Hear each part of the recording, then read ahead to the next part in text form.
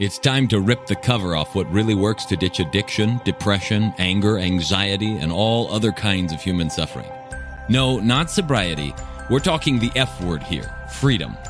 We'll share straight from the trenches what we've learned from leaving our own addictions behind and coaching hundreds of others to do the same. And since it's such a heavy topic, we might as well have a good time while we're at it.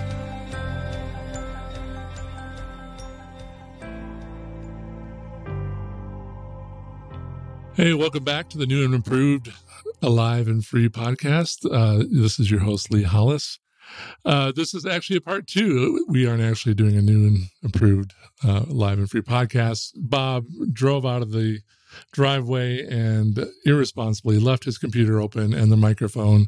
So we thought we would take our moment and maybe talk about some things that we've seen or experienced. If you were a part of last week's podcast, you know that we have a lot of fun together, but we want to maybe take a little bit of a turn and not necessarily be so lighthearted, but maybe talk specifically about our own experience with a freedom specialist and coming into an event or an online course or whatever, and just kind of our own questions maybe. And then as we've been involved, some of us for years and some of us for months, just the questions that we've encountered along the way. So I thought I'd open it up to us. We kind of all have a question, I think, in mind of something that has been brought to us. And so I'm just going to start it out that way. So, hey guys, Jonathan here. And just when I first approached this work, really didn't know what was here for me. My wife knew Bob through a business connection and was just curious if I was interested in an event. And for me personally, my chief concern that came right to the surface was, will I lose myself in this? Will I become a person that I'm not? When I try something so different outside of my comfort zone that I'd never explored before, will I ultimately turn into this alter version or whatever the fear was? And it was simply rooted in this fear of the unknown, not being willing to go through that door, to just be open-minded to what there was for me at the event, and really just all of the different ramifications or benefits that were going to come out on the other side. And so for me, the fear was really starting to creep up, and I just decided to call Bob for 10 minutes, just needed to ask him, is this going to change me? And he said, yeah, it will. But you don't need to be afraid of that, because you're not going to lose who you are. It's just going to be a better version of you, because it's the truer version of you without all of the crap in the mix. So, and that was my whole goal for going. So just this fear I've seen come up for other people. Will this change me? I'm really happy with who I am right now, but at the same time, you're not, simply because there's a pattern in your life that you've been trying to break away from for years, or you're just not happy with who you've become in different arenas of your life. And so what I've found is, when somebody is worried about this changing who they are, whether it's faith, whether it's feeling like there's been a shift in how they show up to work and show up to their families, the fear is always just, are you ready for what's out there for you? Are you ready for what's going to be out on the other side of going through this work? And it's just the discomfort that you're facing, just the discomfort of not really knowing what's going to be here for you. And that's why we get excited, because of the unknown. We get to go on an adventure with you. And we will do the serious part and really start to break through those stories. But the question I have for you is, do you want to be somebody who's good at not doing the pattern that you've been stuck in? Or do you want to be really good at being the best version of yourself? Or do you really just want to be really good at living? And that's one of my favorite questions to ask people when I get the chance to talk to them. And that was because the question was so relevant to my experience. So to that point, like, you're afraid of losing yourself. What did you find on the other side of your first retreat? What happened with that self that you were concerned about? I was just getting in my own way. Yeah. I really just felt super scared because I had tried to change myself before and it didn't work, or I felt like I had started to go down even worse parts of certain behaviors in my life and was still not seeing a lot of change. And so the result of going through this work was just relaxing, really being present, really being myself, and just finding comfort in my own shoes to fully be who I want to be without all the crap in the mix. Yeah. Yeah. I'll probably ask this of you two as well, Amber and Tucker, but like my own experience, what I found was like after the retreat, it's like I had been reset somehow. Like I went back to a version of me that was lighter, that was goofier, that was telling more dad jokes than I did before, which was, I love that part of me. And other people might groan and whatever, but like there was a return to something in me that was pure and more lighter and more accessible and more joy filled. What would you say, Amber? Yeah, for me, there was parts of me that I really didn't know existed. I didn't know that I could be completely just relaxed and comfortable, happy, present, without all of the thoughts in my head and everything that I was trying to control, take care of, be protective of, all of those things. And with all of those pieces gone, there was something else entirely that showed up. And that's just been really beautiful. Tucker, what would you say? I don't know. I think back to some of the experiences I've had in conversations with both men and women that were exploring the possibility of working with the freedom specialist, especially some of the men that I worked with early on that were dealing with pornography, an unwanted pornography habit. And one of those questions, is this going to change me? Am I going to lose myself? One of the questions that I liked to ask them on our initial call together is, what do you anticipate life looking like a year, 5 years, 10 years from now, if this thing is no longer an issue in your life? And I was always amazed at the response. And I think it was like 99% of the guys that I spoke with couldn't give me a clear response. Like, I have no idea what life could look like. I have no idea what my relationships will look like. I don't know what it'll look like to show up professionally or like in any aspect of my life, because this thing has been such an issue for so long that it's unclear what's possible. And so it was not just a fear that like, oh, it's going to change me. It was a fear of, man, what if I come out of this? I'm not dealing with this issue anymore. And I don't like who I am at that point. And so there was just kind of this big question. And so for me in the event space, I think early on, one of the questions that, not even with the event space, but just working with Bob in general, one of the questions that I had maybe kind of works in line with what Jonathan talked about is this idea, like, I've done so many things. Because for me, if you've heard my story, I did traditional therapy, marriage and family therapist, psychologist, psychiatrist, medication, a ton of different diagnoses. I was dealing with suicidal ideation. My marriage was on the rocks. Like, my life at the point when I met Bob was dire. And I didn't want to feel like I was being forced into making a decision to sign up for something that I was uncertain about. And at the time, I was also exploring the possibility of going to an inpatient treatment center, which was a lot of money, more money than I had at the time, and didn't seem like it was possible, but it was like an alternative option, something that I could explore. And so when I was introduced to Bob and was presented with this opportunity to come and try something different than I had done before, there was still this lingering question in my mind. If this doesn't work, what if this doesn't work? And if it doesn't, am I out of luck? Like, is this my final hope? And if this doesn't pan out, am I screwed? Because I was already in a really bad place. That's not something that I was comfortable with. And so I was a little bit terrified when I opted to sign up. And I remember making the payment and having that, initial call with Bob and thinking, well, I'm locked in, ready to go. Hopefully something here works, because if not, I'm basically screwed. So kind of looking at both of those questions, I went through the process. If you haven't heard my story, you can go back and listen. There's so many things that changed for me as I started to work with Bob as a client, and then eventually as I stepped into the role of a coach.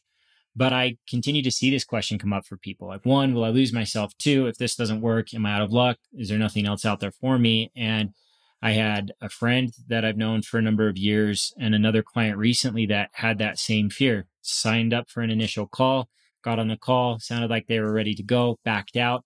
In the one case, didn't hear from the individual for a year And then when we did reconnect, he's like, I think I'm ready to jump in. And then again, radio silence. And it was at that point I realized that he was going through that same experience. He, like myself, had gone through so many different things. And he was in that place making a decision or not making a decision out of fear because he was worried that if he did try and fail at this, that there would be nothing left for him. And that's a really hard place to make a decision from. So whether or not you've worked with us or trying to determine, if this is something that you want to explore more, I'd say really look at that question. Like, is there this belief that, this could be the final hope? And I would just say that, like Jonathan's mentioned, either in this podcast or the one before, this isn't the only option. This is a way. And for us here in this room, the four of us, it's been the best way, better than anything else that we've done before. And a lot of that is built off of the fact that we've taken it and made it our own. So that's a big part of it. And so for you, if you're sitting here thinking, man, I've done all of these different things, none of them have worked. This is just going to be the next thing, and it could be the last thing. And then what? There's going to be something else. But I can also say that jumping into this and committing to it and doing it the way that it was laid out until I was ready to adapt it and make it my own made a world of difference. I committed up front to doing what was asked of me. And that gave me the space and the possibility to really start to shift the heaviest, darkest, most miserable aspects of my life. And consequently, then to be able to take that back to my family and my friends. And so that's what I would say in terms of just some of those initial questions and some of the hesitancy that I experienced is because I had tried so much. And man, going through as many years of therapy and drugs and side effects and withdrawals and all these different things, being fed to me that this is what's wrong with you and just really being a guessing game really put me in a place of, I don't want to just sign up for something that's going to leave me worse than I was before I did this.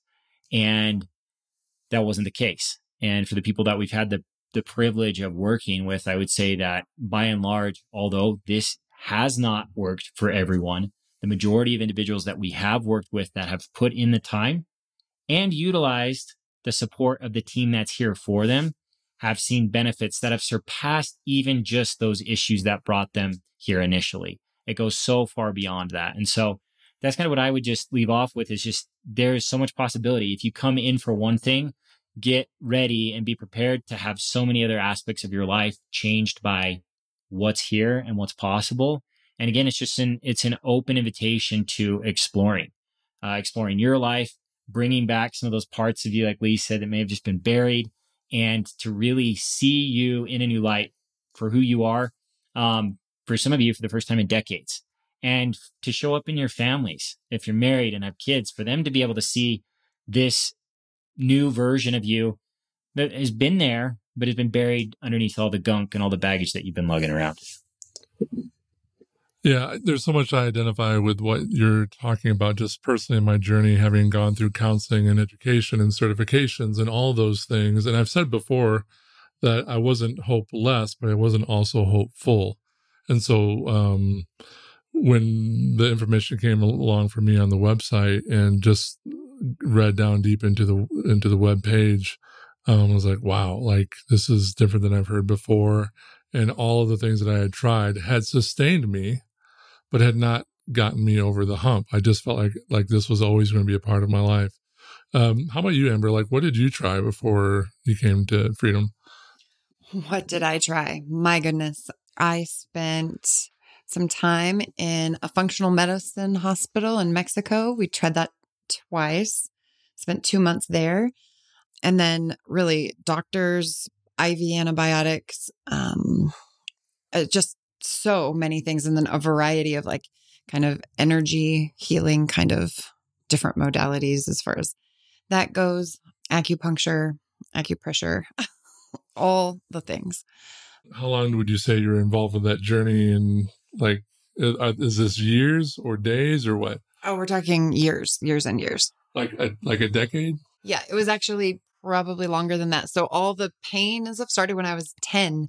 And when I met Bob, I was almost 40, 38. Wow. Okay. How about you, John? Just in terms of what I had tried before, Yeah. I had simply done my thing. I wasn't really actively searching for a cure. I was passively hoping I'd find the right person to talk to. through conversation or accountability. I thought that was going to be the way to just keep things at bay so that I could live a happy life. And so that just was a really passive way of living and not a present one, which was not aligned with who I was at the core.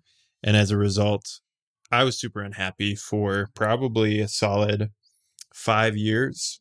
And it's ironic simply because those were the 5 best years of my life in most ways, because I was married to the girl of my dreams. I had just started to grow more friendships than ever because I made the intentional choice of being there with other people, not just for myself. But I kept getting into this internal spiral of just not liking myself anytime I was by myself. And I would judge things I would say. I would feel inadequate in terms of my career. And it was always tied to the same belief that I just kind of suck. So what wasn't working for me was just doing nothing. And I also knew that I didn't want to dig into a rehab center or a year on, year off therapy journey, simply because that just wasn't aligned with what I was looking for. But once I actually sat back and found this work, I was aware that there's something different here. And it's not that it was the right thing, right? It's not that it was the perfect solution. There were still some questions in my mind going in. I definitely had doubts in my head that I was just really wrestling with. But I knew that there was something here that was going to be different than anything else I could experience. And that was exciting enough for me to really dive all in. And once I dove all in, I got everything out. If you or someone you know is looking to drop the F-bomb of freedom in their life, whether that's from past trauma, depression, anxiety, addiction, or any other host of emotional and personal struggles, but they just don't know how or want some help doing it, head on over to thefreedomspecialist.com/feelbetternow and check out some of the things we've got in store for you, or book a call so we can look at your unique situation and get you the help that you're looking for. You know, it's something that's super exciting for me as you talked. How old were you when you first got involved? I was 25. That's amazing. Like at 53 years old, soon to be 54. Happy birthday to me. Like to think of being 25 years old and have Bob accessible and the things that he's learned in his book and all that stuff. It would have changed a lot of suffering, you know, like, and I don't know that I would have been ready for it, right? Like, everything prepared me for the moment when I was ready, you know? And so I'm grateful for that. And like, if I could have avoided decades of that, struggling with that issue on my own and doing the best I could, which is so fun when we see like teenagers come to the program to think that they can establish at that point in their lives healthy habits and overcome things that some men may never, ever deal with. That's pretty exciting. That's fun to be a part of that. So we've had a couple questions. Amber, what was your question? What was the thing that you kind of brought to before your first freedom experience? So I feel like I was incredibly blessed to kind of have the freedom specialist kind of hit me in the face or the back, actually. If you've heard my story of first meeting Bob, it was really impactful, both physically and mentally and emotionally, all the things. Bob I had met him at an event and he showed up as a speaker there for one of the sessions. And so I got to see kind of right off the bat what was possible. And so I didn't really need convincing that this was something very different than anything else that I had tried, because I saw the evidence of that very quickly. For me, as meeting with him happened and sessions took place and I was really experiencing some incredible things, I started to just wonder, like, is this okay? Is it all right? I had the sort of faith-based question, is God okay with this? And I don't know. I don't know exactly where that came from, other than here was this guy that had all of these answers. It felt like so much was figured out. And then when I would share that with people, right, I'd be like, oh man, you'll never believe what happened, and tell a friend. or tell family. It's kind of like, oh, well, where's God in all of that? So I started to have that question rattling around in my head. And since becoming a coach with a freedom specialist, I've had a lot of clients ask that very same question. And I prayed about it and just kind of went along and just paid attention and was aware, like, okay, well, God brought me Bob, right? And the freedom specialist. So I'm going to ride on that for a while. And it was actually talking it out with clients, one after the other, that it just became really, really clear that what Bob's doing is working with the body and the mind in the way in which it was designed. And how can that go against God? That's kind of what came up for me. Like it's not actually in conflict at all. And then we watch clients from all different faiths and people that claim no faith at all. And they're all having the same experiences, right? And so that was huge. I mean, Bob never had said, nor had any of the processes claimed to have anything to do with faith beyond working with what's here, the body and the mind. And then for me, the layers of healing were so incredible. It became very clear at some point that this was not just a matter of the absence of illness in my life, but the actual presence of wellness. And it feels like that's just still unfolding when I think, oh man, everything's great and it feels really good and I'm so grateful. And then there's another layer, and then there's something else that I didn't even see coming that gets healed or changes for me in my life, and just exceptionally grateful. I don't know if you guys have heard the story yet, but like I come from a faith background and had 30 some odd years of Christian ministry. And I was like, I just don't know, if I should do this or not. And I asked some people to pray about it. And I really felt like God over the course of the weekend. Bob's like, well, let's just talk on Monday. You don't have to come. You don't have to do this. And as I was praying about it, I felt like I had this idea, like if I had a certain type of cancer, would I go to a Muslim doctor, or would I go to someone without faith, or would I go to a Presbyterian or whatever, just fill in the blank. And I was like, heck yeah. Like I'd be at the door knocking, like, because I wanted a better life, And so when I talked to Bob, I kind of apologized for my arrogance and like, I was just like ready. Absolutely. And at some point I was talking with a client and it occurred to me, I was like, how do you eat to take care of your body? Oh, I eat really healthy. I'm really careful about what I eat. Cool. And do you move your body? Do you get your heart rate up? Are you physically active? She's like, yeah, absolutely. This is not different. It isn't different. It's working with what's here in a way that really is supportive for the entire system. And I just can't see how that's wrong. As you're talking about it, it just occurs to me, having grown up in the church, that there aren't conversations about the body. You hear scriptures about it, but like how to live in your body and how to handle your body. And, one of the things is obesity, but that's like the completely acceptable sin in the church. Like we don't take care of our body. And so to be somewhere where I could get an opportunity for someone to teach me how to live in my own body was just such a gift, and for me personally on a spiritual level, like we used to talk about turbos, the underlying really big obstacle. And one of the turbos that I brought to the retreat was feeling like God somehow enjoyed my punishment or my torture. And I knew philosophically that wasn't correct, but I hadn't resolved it. And there was no conversation about it. Bob asked us to bring one of our turbos to an exercise, and that's one I chose. I never said anything about it to anybody, but by the end of it, I just knew that everything was all right and everything was okay. Curious about you guys, Jonathan or Tucker, anything that you'd like to say about that? I just wanted to take a moment to also say that this has been each of our own unique experiences, just on a personal level. There's a spiritual component here for me as well. But the beauty of this work, whether it's a Muslim doctor, a Presbyterian doctor, in the treatment that we go at, we're not trying to project this onto you. As a listener, there's no persuasion that's needed here. it's your experience that matters within this. That's the beauty of what has been here for each one of us.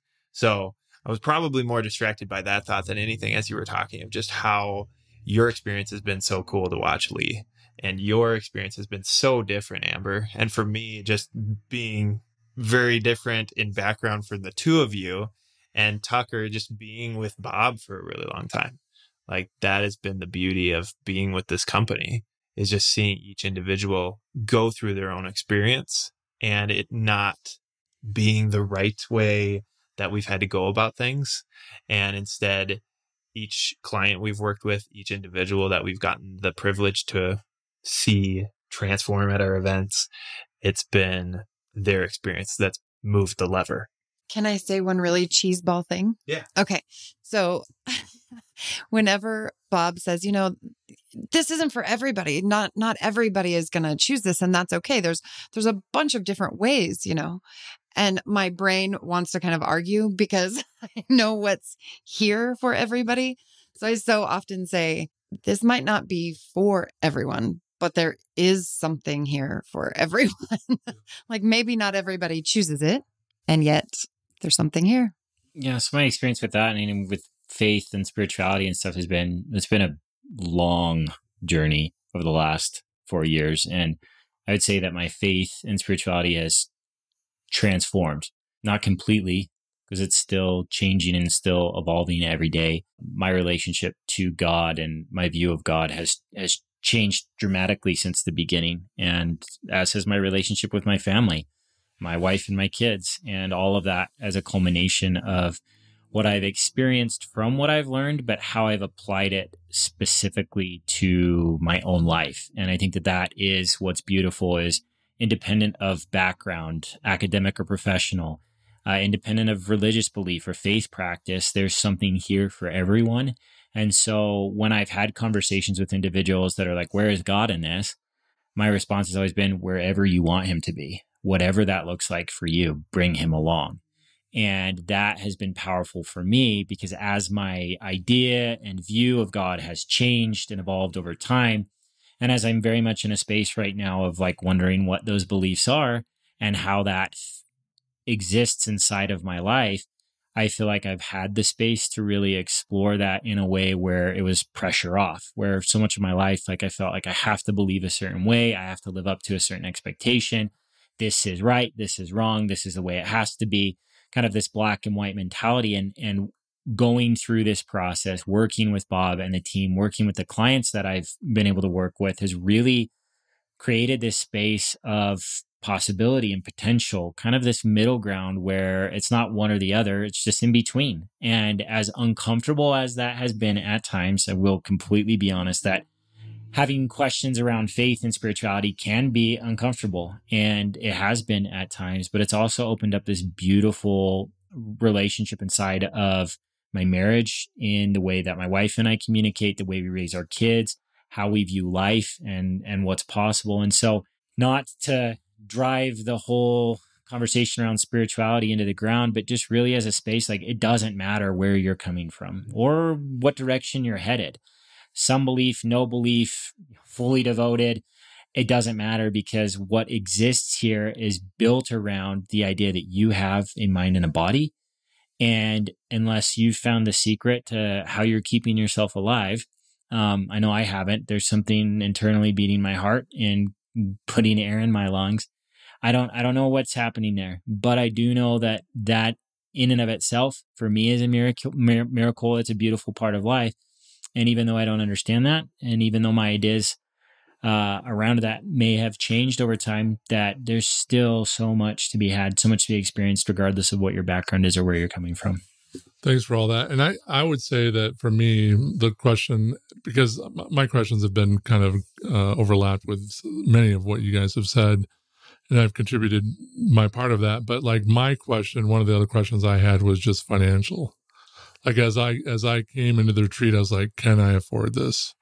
And I would say, and I was in a fortunate position. I just refinanced my home, and it's not like it's that expensive. Like, I didn't have to take out a mortgage to do it. Like, it wasn't the $45,000 or whatever that Tucker spoke about with the rehab program he was looking at. But it was enough that I was like, I could put it on the credit card and it wouldn't be too bad or whatever. But that's a good amount of money for me. And on the other side of the retreat, I would have gladly, and I've said this over and over, I would have gladly paid 10 times over for the amount of life and happiness and joy, what I've been able to receive from other people. There is just no price tag on it. Wondering what your guys' take on that is. One of the coolest experiences I had was watching a 20-year-old kid just sell his bike, sell his Xbox, lives in Hawaii, so it's an even pricier flight to get over to the mainland. And it wasn't because of us. It was because he was ready. And that I have seen as a consistent thread for anybody that's truly ready to go and jump into this. And I think that is you, Lee, in that moment, contemplating, can I do this? Is put us aside, put our method, put Bob aside, put any other thing that you're considering aside. Are you ready to show up for yourself? That is one of the coolest pieces that I've seen.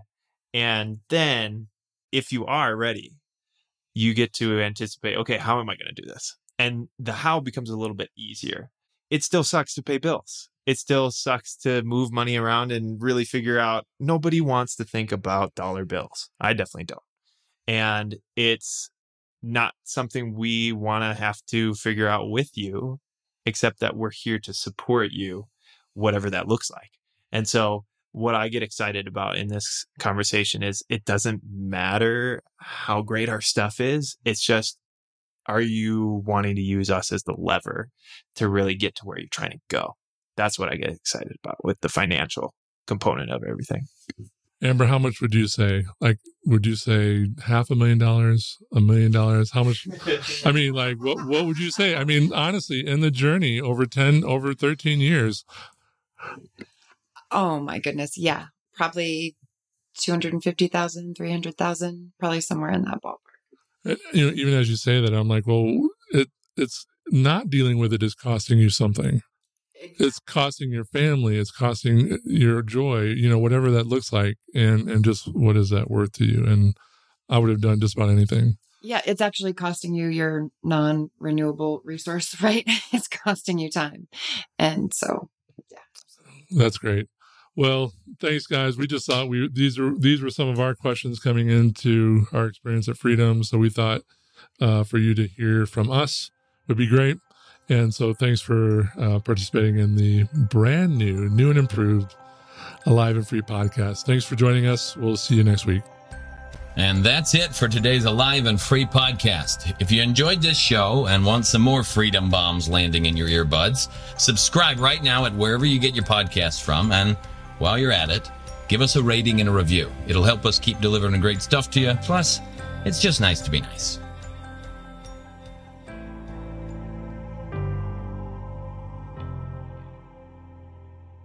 This is thepodcastfactory.com.